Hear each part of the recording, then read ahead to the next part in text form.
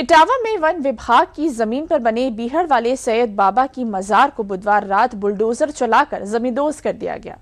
जिस जमीन पर ये मजार स्थित थी उसे पूरी तरह समतल कर वन विभाग ने वहां पौधे लगा दिए। देखिए रिपोर्ट।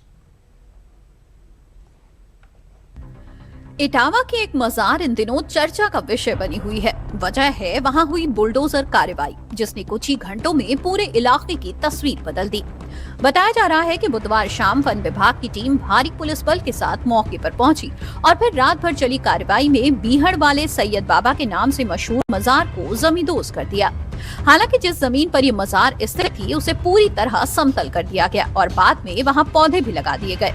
हालात ऐसे थे कि पहली नजर में ये समझ पाना मुश्किल था कि यहाँ कभी कोई धार्मिक स्थल मौजूद था, क्योंकि मजार का नामो निशान तक नहीं बचा था। पूरा मामला क्या है, आइए जानते हैं। 3000 स्क्वायर फीट में बनी ये मजार इटावा से 1.5 किलोमीटर दूर बीहड़ के फिशर वन क्षेत्र में स्थित थी। मजार बीहड़ वाले सैयद बाबा के नाम से प्रसिद्ध थी। 3 जनवरी 2026 को हिंदू संगठनों ने सीएम पोर्टल पर शिकायत की कि ये मजार अवैध है। 5 जनवरी को डीएम कार्यालय को आदेश मिला कि मजार की जमीन की जांच कर रिपोर्ट पेश की जाए। इसके बाद वन विभाग ने जांच शुरू की। जांच में वन रेंज अधिकारी ने पाया कि ये जमीन वन विभाग के नाम दर्ज है। वन संरक्षण अधिनियम 1980 के तहत केंद्र सरकार की अनुमति के बिना इस जमीन पर कोई गैर वन कार्य नहीं किया जा सकता। 5 फरवरी को पहली सुनवाई हुई। मजार पक्ष ने जवाब देने के लिए समय मांगा, लेकिन 16 फरवरी तक जवाब दाखिल नहीं किया। इसके बाद उन्हें 20 फरवरी और फिर 23 मार्च तक की मोहलत दी गई। 28 मार्च को अंतिम मौका दिया गया था, लेकिन मजार से जुड़े जरूरी दस्तावेज पक्षकार पेश नहीं कर सके।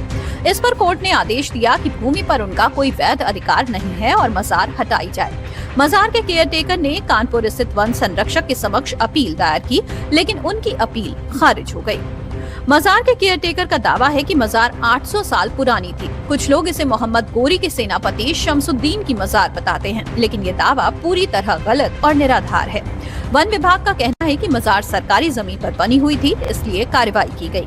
ये मजार कब बनी, किसने बनाई और इसकी स्थापना कब हुई, इसका कोई आधिकारिक रिकॉर्ड उपलब्ध नहीं है। वन विभाग के अधिकारियों के पास भी इसके निर्माण से जुड़ा कोई भी रिकॉर्ड मौजूद नहीं है।